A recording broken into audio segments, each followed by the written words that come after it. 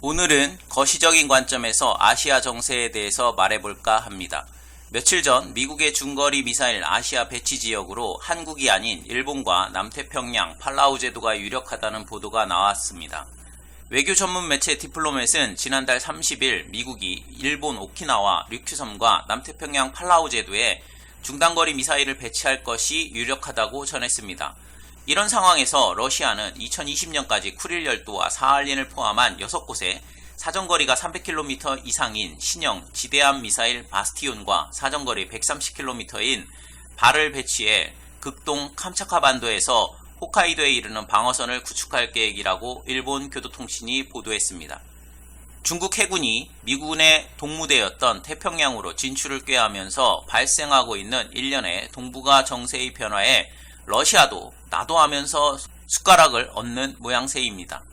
러시아가 시료 지배하는 북방 영토와 쿠릴 열도를 전략적으로 중시하고 미사일 실전 배치를 서두르고 있다는 사실이 알려지면서 9월 5일 블라디보스토크에서 개최되는 일러 정상회담에서의 평화조약 협상이 더욱 난항을 겪을 것 같습니다. 기사 내용은 여기까지고요. 현재 벌어지는 국제정세 관련 그동안 진행되어 온 내용들을 정리해서 얘기해 드릴까 합니다. 내용이 좀 길지만 현재 또한 앞으로 벌어질 일들에 대한 이해를 위해서는 꼭 필요한 내용들이라 생각됩니다. 1974년 베트남이 영유권을 주장하는 파라셀 군도의 섬들을 베트남과 해전을 하며 중국이 무력으로 점령했습니다. 당시 북베트남은 중국의 지원으로 미국과 한창 베트남전을 하고 있었을 때인데요. 한 손으론 하노이를 지원하고 다른 한 손으론 파라셀 군도를 챙긴 셈입니다. 중국의 욕심은 여기서 그치지 않고 1987년 다시 베트남과 무력 충돌을 벌이며 스프레틀리 군도의 6개 섬을 차지했습니다. 또한 필리핀이 시료 지배하던 스프레틀리 군도의 스카버러 섬도 무력으로 점령해버렸습니다.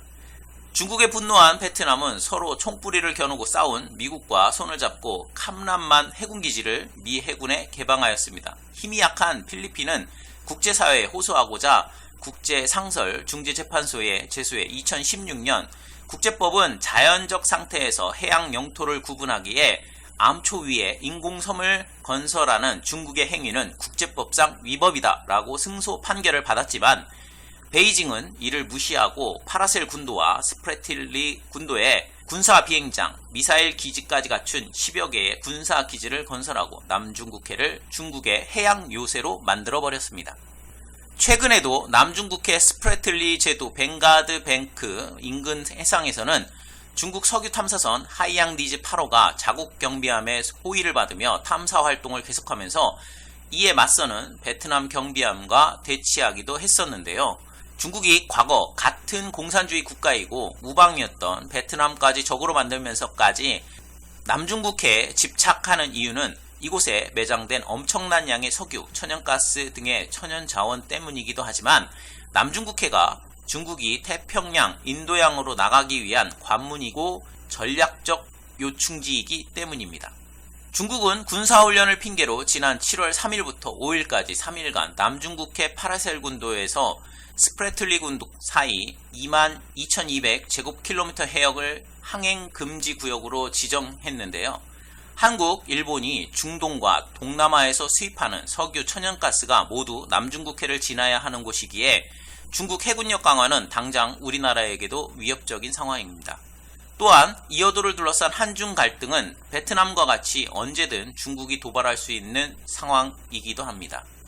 2014년 7월 미중 전략경제대화에서 시진핑 주석은 태평양은 미국과 중국 두 나라가 나누어 가질 수 있을 만큼 넓다라고 말하며 태평양 진출에 대한 굳은 의지와 함께 중국이 미국의 패권에 도전하겠다는 의지를 드러냈습니다.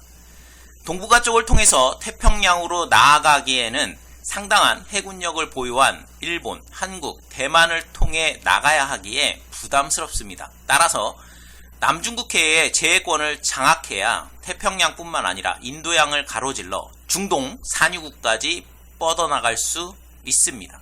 이러한 패권 전략을 위해 중국은 2025년까지 6척의 항공모함을 건조하겠다고 했는데요. 이미 우크라이나가 건조한 바리아그 항모를 개조해 랴오닝함을 성공적으로 취역시켰고 두 번째 자국산 항모인 산둥함도 곧 실전 배치될 예정입니다. 중국 인민해방군은 2017년 4월 진수된 산둥호를 인수하고 지금까지 전력화를 위해 모두 8차례에 걸쳐 해상 시험을 실시했습니다. 인민해방군은 최종 해상 시험에서 함재 전투기와 헬기의 이착륙 훈련, 급유 연습 등을 통해 산둥호의 실전 배치에 필요한 각종 무기와 장비를 점검했습니다. 만약 중국이 계획대로 6척의 항모전단을 갖는다면 기존 11개 항모전단으로 대서양, 인도양까지 관할해야 하는 미국으로선 혼자 중국을 견제하기 벅찬 상황입니다. 게다가 중국은 미국에 대한 비대칭 전력으로 미사일과 잠수함 전력을 그동안 지속적으로 증강시켜 왔는데요. 중국의 핵 억제력 중 하나인 094형 진급 전략 핵 잠수함은 배수량이 1만 1000톤에 이르는데요. JL-2 잠수함 발사 탄도미사일 12발을 탑재할 수 있고 고체 연료 미사일인 JL-2는 최대 사거리가 8000km에 달한다고 합니다. JL-2와 진급 전략 잠수함 덕분에 중국은 태평양에서 미국 본토를 타격할 수 있는 능력을 확보했다는 평가입니다. 중국은 2020년대 실전 배치를 목표로 진급보다 우수한 성능을 지닌 차세대 전략 잠수함인 096형 단급과 JL-3 SLBM을 개발 중인데 공격용 핵잠수함 중에서 093형 상급이 최신형입니다. 배수량이 7000톤 안팎인 이 잠수함은 사거리 2500km의 순항미사일 24기를 탑재할 수 있다고 합니다.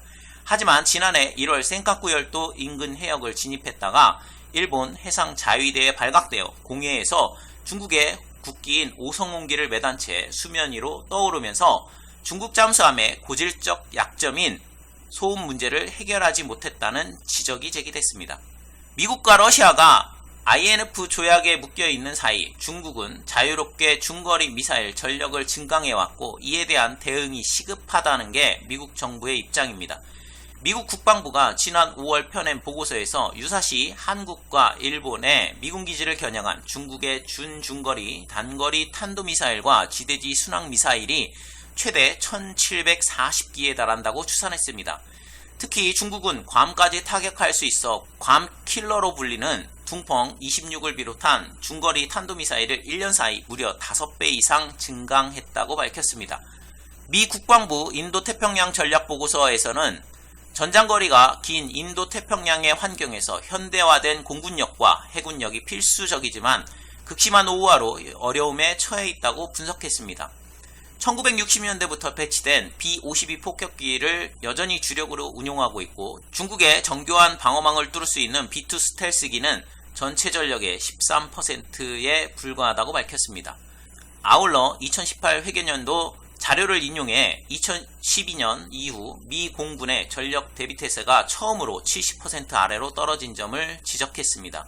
이와 함께 중국군의 탄도와 순항미사일 공격으로 일본과 한국 등에 전진 배치된 미 공군 전력의 70%가 개전 초기에 소멸할 수 있다고 분석했는데요.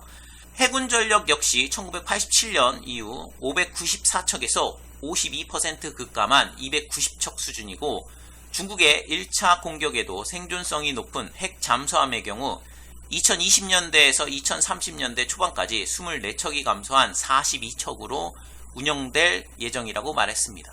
미 육군이 예산 소요가 많은 공군과 해군 현대화 작업의 보완책으로 상대적으로 운영 유지비가 적게 드는 지상형 미사일 배치를 추진하고 있다.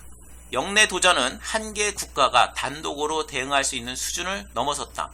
이 같은 불편한 사실은 최근 미 국방부 고위 당국자 사이에서 공개적으로 인지되고 있다. 미국의 영내 군사력 공백을 메우기 위해 호주나 일본 등 중견국과 연계한 집단 방위체제가 필연적인 전략으로 빠르게 자리매김하고 있다라고 보고서에서 밝혔습니다. 이처럼 중국이 해군력을 강화하고 미국의 항모전단을 위협하는 중장거리 미사일을 대량으로 실전 배치하면서 인도양, 태평양으로의 진출을 꾀하고 남중국해에서 항모전단을 이용해 무력시를 하고 있는 중입니다. 미국은 지난해 5월 70년 넘게 유지해온 태평양 통합군사령부를 인도 태평양 사령부로 변경했는데요. 안보 전문가들은 미국의 인도 태평양 전략이 중국의 부상을 견제하기 위한 포석이라고 보고 있습니다. 중국 미사일 전력이 상당한 위협으로 부각하자 미국은 중국에 대한 맞대응으로 아시아 지역에 중거리 미사일 배치를 원했던 거고, 배치 지역으로 앞에서 말씀드렸듯이 일본 오키나와 류큐와 팔라우 제도가 유력한 상황입니다. 중국 관영 매체에서는 미국의 중거리 미사일 아시아 배치 후보지로 한국과 일본이 거론되자 총알바지가 되지 말라고 경고하기도 했었습니다. 필리핀은 두테르테 대통령이 친중 성향이라는 이유로 대만의 경우는 중국을 지나치게 자극할 수 있어 제외된 것으로 예상이 됩니다. 옛 소련과 맺었던 핵 전력 폐기 협정 INF를 탈퇴한 지 16일 만에 미국은 순항 미사일을 시험 발사했습니다. 트럼프 대통령은 8월 2일 INF 조약을 공식 탈퇴하자마자 중국을 아우르는 새로운 합의의 필요성을 거론했습니다. 과거 INF 조약과 같은 협정을 다시 맺어 미국과 러시아뿐 아니라 중국까지 미사일 배치를 못하도록 하려는 제안인데요. 미국의 아시아 미사일 배치 언급은 중국을 새로운 군축 협정 테이블로 끌어들이기 위한 압박으로 해석되기도 합니다. 물론 중국은 받아들이지 않을 거라 봅니다. 미국의 항공모함이 자국 영해 근처에 왔을 때 방어수단으로 미사일을 배치한 건데, INF를 대체하는 조약에 가입할 경우 기존에 비치한 미사일을 대거 감축해야 하는데, 중국 입장에서는 미국의 항공모함과 핵 추진 잠수함에 대비할 유일한 전력을 스스로 포기할 수는 없을 것입니다. 결국 미국이 오키나와 팔라우에 중거리 미사일을 배치할 경우 중국은 현재의 둥펑 미사일뿐만 아니라 우리나라가 성주에 배치한 미국의 사드와 같은 미사일 방어 체계를 갖춰야 하기에 이전에 미국과 러시아가 치열하게 군비 경쟁을 한 것의 재판 아니냐 의심하는 상황입니다. 근데 중요한 것은 미국은 트럼프 대통령의 성격상 중거리 미사일을 공짜로 주지 않고 일본에는 판매할 가능성이 높으며, 중국은 국민들이 노력해서 번 돈을 미국 미사일 방어에 퍼부어야 한다는 것입니다. 그렇기에 인민일보 자매진 환구시보는 사설을 통해 슈퍼패권을 공고히 하려는 미국의 고집이 아시아 불안정의 최대 원인이라고 반발하면서 중국의 경제력은 지금보다 훨씬 큰 국방 예산을 감당할 수 있다고 밝혔는데요. 그러면서 미국은 미중 양국 모두 손실을 보는 새로운 전선을 만들지 말아야 한다고 강조했습니다. 옛 소련이 미국과의 군비 경쟁에 뛰어들었다가 붕괴하는 과정을 지켜본 중국의 불안감을 표시하는 것이라 생각할 수 있습니다. 한편 일본은 기회는 이때다 하며 중국 포위 전략의 선봉을 자처하고 아시아로의 회귀라는 미국의 세계 전략에 편승해 군사력 증강에 나서고 있습니다. 일본은 올해부터 2023년까지 5년간 역대 최대 규모인 27조 4,700억엔 약 315조 원인데요. 이 돈을 방위력 증강에 투입할 계획입니다. 일본 정부가 지난해 중기 방위 전략인 방위계획의 대강 등을 통해 이즈모급 호위함의 항모화와 최신의 스텔스 전투기이자 수직 이착륙이 가능한 F-35B의 배치를 결정한 것도 이 때문입니다. 일본 해상자위대가 현재 보유한 이즈모급 호위함은 이즈모호와 가가호 등 두 척이 있는데, 일본 정부는 내년부터 이즈모호와 가가호를 경항모로 개조하기 시작해 2024년까지 완료할 계획입니다. 일본 정부는 이와 함께 2019-2023 회계연도에 경항모에 함재기로 탑재할 F-35B 42대를 미국으로부터 도입하기로 했습니다. 대한민국 국방부는 8월 14일 2024 국방중기계획을 발표했는데요. 2020년부터 2024년까지 5년간 국방비 291조 원을 투입하기로 했습니다. 발표 자료에 따르면 다목적 대형 수송함을 추가로 확보함으로써 상륙작전 지원뿐만 아니라 원해 해상기동작전 능력을 획기적으로 개선하고, 특히 단거리 이착륙 전투기의 탑재 능력을 고려하여 국내 건조를 목표로 2020년부터 선행 연구를 진행한다는 계획인데요. 즉 경항공모함을 건조한다는 의미입니다. 일부 언론 보도에 따르면 3만 톤 규모의 대형 수송함에 F-35B 수직 이착륙형 스텔스기를 탑재한다고 말했습니다.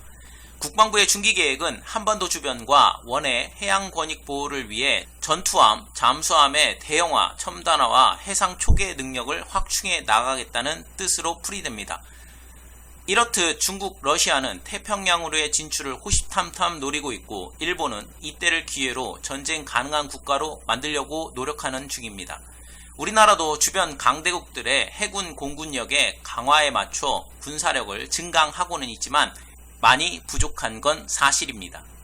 미국은 우리나라에게도 방위비 분담금 인상과 남중국해 문제 참여를 적극 요구할 것으로 보이는데요. 중국과의 관계 악화를 바라지 않는 우리나라 입장에서는 상당히 곤혹스러운 상황입니다. 방위비 분담금 문제에 관련해서 미국은 내년 방위비 분담금으로 기존의 5배인 약 6조 원의 방위비를 요구하고 있다고 하는데요. 정부는 주한미군 기지에 대한 조기 반환을 적극 추진하여 분담금 협상 카드로 사용할 예정이라고 합니다.